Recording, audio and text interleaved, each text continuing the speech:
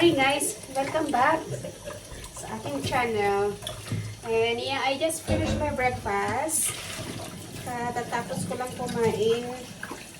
And then, nag-wash muna ako sandali kasi hindi ako nakapag-hugas kagabi ng pinagkainan namin kasi kunti lang naman. So sabi ko, tomorrow na lang ako maghugas.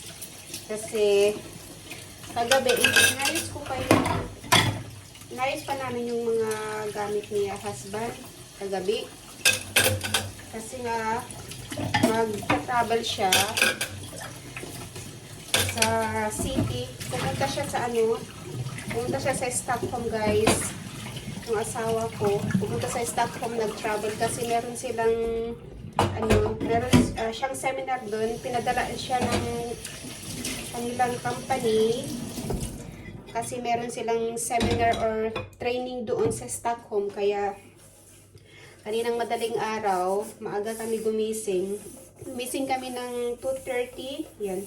2:30 kasi kailangan niyong kumain and then uminom ng kanyang gamot bago aalis. And then nag-antay pa kami ng siguro mga 2 hours o 2 hours. Mga na yan. 4:30 na siya umalis ng bahay kasi inantay pa niya yung kasama niyang mag-travel. Tatlo kasi silang mag-travel papunta ng Stockholm guys. So, hindi na siya nag-drive papunta dun sa opisina nila. Sinundo na lang siya dito para iisang sasakyan na lang daw sila pupunta dun sa airport. Pero mas maganda naman. So, sinundo nga siya ng mga 4:30 dito sa bahay. So, nag-text siya kanina sa akin nung nandun siya sa airport. Kasi yung airport dito sa amin guys, mga mga 35 minutes din yung layo ng airport dito sa amin. So 35 minutes driving din yung airport. So medyo malayo din yung airport dito sa amin. Kaya maaga silang umalis. Kasi yung flight nila 5:30 yung flight nila. Kaya umalis sila dito ng 4:30. So tamang-tama lang yung alis nila. So ngayon lang guys, text na yung husband ko, nasa na daw sila, nasa Stockholm na sila. Nandun na sila sa Stockholm. Sumakay pa sila ng kasi yung airport kasi dito sa guys, yung pinaka-airport nila doon sa Arlanda, hindi mismo doon sa city nila. Kasi ang city nila sa Stockholm, ewan ko ba't ang airport nila doon sa Arlanda. So kailangan mo from Arlanda to Stockholm, kailangan pa niyang sumakay ng train para marating yung venue ng kanilang seminar or training center. So, bukas pa siya uuwi ng mga madaling araw. So, ako lang dito sa bahay ngayon. Wala akong kasama. Kasi wala nga si husband. So, ang gagawin ko guys, kasi kahapon, di ba, pumunta ako sa tindahan kahapon. And then, bumili ako ng yarn. And then, yung hook. Kasi gagawa ako ng winter hat. Yun ang gagawin ko today. So, naumpisan ko na kagabi kasi pinakita ko sa kanya na, sorry guys, masama yung ko, namamagay yung na dry yung lalamunan ko. Kasi kagabi, sabi niya, marunong ka gumawa niya? Sabi ko, marunong ako kasi pinag-aralan ko to ng high school. And then yun nga, sinubukan kong gumawa kagabi, pinakita ko sa kanya. Sabi niya, nagtataka siya, marunong ka pala. So yun ang gagawin ko today habang wala si husband. And then papakita ko sa inyo yung naumpisaan ko na. So ito na guys yung aking naumpisahan na yan. Nakaumpisa na ako. Yung isang roll yung ginamit ko. So, gumawa ako ng chain. Yan. Nakagawa na ako ng first chain ko. So, bali ito, yung isang chain na ganito, nag-stitch ako ng 48 or pwede kong gawing 50. Ayan. So, 48 to 50 depende sa gusto nyo. Pero pinaka talaga basic, 48 yan. So, gagawin natin 50. 48 na to. So, gagawin ko siyang 50 para wala kasi akong measurement. Dapat may measurement to. Pero binilang ko na lang. So, gagawin ko na lang 50 instead na 48. Pwede rin naman gawing pwede rin naman gawing 48 kung Gusto ko lang talaga yung 50 para mas mas mahaba mamaya. So, ito yung first chain natin, guys. Mahilig kasi akong gumawa nito, guys, nung high school ako kasi natutunan ko nito. And then, marunong din akong gumawa yung scarf. Kaya ko ng scarf. Tapos yung mga kortina. And then yung table, yung table cover. kaya ko din yun. And then, kaya ko din gumawa ng tutu dress na, na crochet tutu dress. Ayan. So, ito muna yung gagawin ko habang wala si husband. At least malilibang ako pag, habang malayo siya. So, mamaya tatawag yun sa akin pag nakarating na sila sa, nakarating na sila dun sa kanilang venue ng meeting.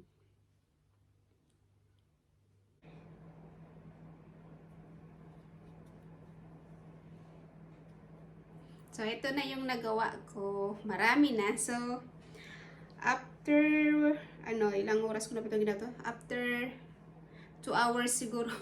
2 hours ito na yung nagawa ko. Ayan. So, ifo-form ko lang itong hat mamaya. So, bale, ang gagawin ko ay yung gumawa ako ng, nung 48 to 50 na chain. And then, gagawa ako ng 72 na rose na ganyan, 72 na rose ang gagawin ko. Yan, yan yung rose na sasabi ko. Yan, guys, yung linya. So, 72 na lines, yun ang gagawin ko para ma-form ko yung sombrero, yung hat na gusto kong gawin. So, gaganyan ko siya mamaya. So, mamaya ko na naman ituloy ito kasi ako yung nagugutom. Nakakain muna ako kasi lunchtime na dito. Ewan ko kung anong kakainin ko. Baka yung mga natirang pagkain namin kahapon, yun ang kakainin ko para hindi na ako magluto. So, ang kakainin ko, guys, ay ito. Meron akong kanin kahapon na tira. Ayan. Yung niluto kong kanin. Ayan. And then, meron akong chicken curry. So, yun yung kakainin ko. Chicken curry and yung rice. Yun yung natira namin kahapon. Kasi late na ako nagluto kahapon din. So, parang nalipasan na kami ng gutom kasi bago kami kumain kami ng tinapay. Kasi nga, ang tagal kong niluto tong curry na to kasi frozen pa yung manok and then kailangan kong ipakulo para madali madali maluto. So, pinakulo ko pa siya ngayon. Tagal-tagal namin kumain kahapon. Nag-aantay talaga. So, habang kami nag-aantay, yun, kumain muna kami ng tinapay. So, from the time na naluto na yung aming ulam, kami busog na kahapon. So, hindi namin naubos yung ulam namin kahapon. So, ipapainit ko lang to, guys.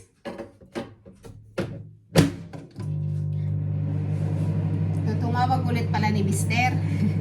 Tumawag siya ulit sa akin. Sabi niya break time daw nila. Sabi niya we're in break time. Sabi ko mabuti naman. Tapos yun nga, may daw sila, buffet daw sila doon sa kanilang seminar. So sabi ko sa kanya, enjoy. Kasi si Mister kasi, mahiyain. Hindi siya masyadong sa socialize. Hindi siya masyadong mahiyain kasi yan si asawa. Kaya sabi ko sa kanya, ipag-socialize ka dyan sa mga kasi yung mga bagong tao yan na makita mo and then yung surroundings, so you have to enjoy it. Sabi ko sa kanya. Kasi minsan ako yung nagpo-post sa kanya sa mga sa mga bagay na hindi niya, yung bang ayaw niyang gawin, so pinupost ko siya. Kagaya yung pagkamahiyain niya, ako lagi yung nagpo-post sa kanya na dapat hindi ka mahiyain kasi pag mahiyain ka, wala kang mapupuntahan yan. Sobrang mahiyain kasi yan, si asawa. Kaya ako yung nag-motivate sa kanya. Pinomotivate ko yan palagi na yung pag-socialize. Pero sa work naman, okay naman siya sa work. Kaya lang pag yung pagdating sa mga ganyan seminar o mga training, masyado siyang tahimik. Sabi ko sa kanya kanina, you have to enjoy and socialize. So parang luto na yung aking pagkain. Ako'y gutom na guys kasi naanuhan ako doon na tag nito. Natutuwa ako doon sa ginawa ko sa paggagansilyo. Hindi ko na mapigilan kanina na sa crochet. Sabi ko, nung tinignan ko yung oras, mag-alauna na pala. Mag-alauna na pala, hindi pa ako kumain. Kaya to, kain muna ako guys, kain tayo. So, ito yung aking kakainin. rice. Tapos meron akong tuna. Yung niluto ko rin ng isang araw. Tuna na may kamatis and dito, onion, and then yung chicken curry. So, ayan guys. Kakain lang tayo and then magnanap ako mamaya. Matutulog muna ako kasi ako'y pagod na sa paggagansilyo oy. So, tutulog ako and then tutuloy ko na naman yung yung paggagansilyo ko. So, kain lang ako guys. It's bedtime guys. Kanina hindi na ako hindi na ako nakapag-vlog kaninang hapon kasi inano ko talaga yung ginansilyo ko. Tinatry kong tapusin. Hindi ko naman siya natapos. Kaya yun, sobrang pagod ko, namumula yung mata ko. Namumula talaga yung mata ko sa kagagansilyo maghapon. Tapos tumawag yung asawa ko. Sabi niya, ala, tingnan mo yung mata mo. Hindi ka na tumigil sa kagagansilyo niyan. Tingnan yung mata mo, namumula na yung mata mo sa namaga na rin. Siguro hindi ka na tumigil kaninang umaga pa. Sabi ko, hindi talaga ako tumigil. Kasi tinapos ko talaga, gusto ko talagang tapusin yun. Kasi plano ko talaga tapusin ko yun. Akala ko, kaya kong tapusin yung ginagawa ko, yung sombrero. Hindi ko pala kayang tapusin ng isang araw lang. Sakit sa kamay din pala. Ang tagal ko na kasing hindi naggansilyo. Ayan, sakit na yung daliri ko guys. Akala ko matatapos ko, hindi ko naman pala natapos. So, ngayon, gabi na, natapos na rin yung seminar nila mister. Katatapos lang niyang tumawag sa akin. Sabi niya, matulog ka na kasi mukhang pagod na pagod ka sa paggansilyo mo. And then sabi ko, sige, patulog na rin siya kasi bukas, may pa pala sila, seminar sila bukas guys. Akala ko uwi sila mamaya, madaling araw. Hindi pala. May 2 days pala yung seminar nila. Hindi ko pala naintindihan yung Hindi ko naintindihan yung schedule ni husband. Kasi meron kasi yan schedule sa husband yung every month, meron siyang schedule na binibigay sa akin para alam ko yung schedule niya. Hindi ko naintindihan yung yung schedule niya. Kaya pala sabi niya, lagyan mo ko ng isang pair na na damit, ilagay sa bag. Yun pala yun. Hindi ko naintindihan. 2 days pala yung seminar niya. So, bukas, hindi pa pala siya uuwi. After tomorrow ng madaling araw pala yung uwi nila galing Stockholm.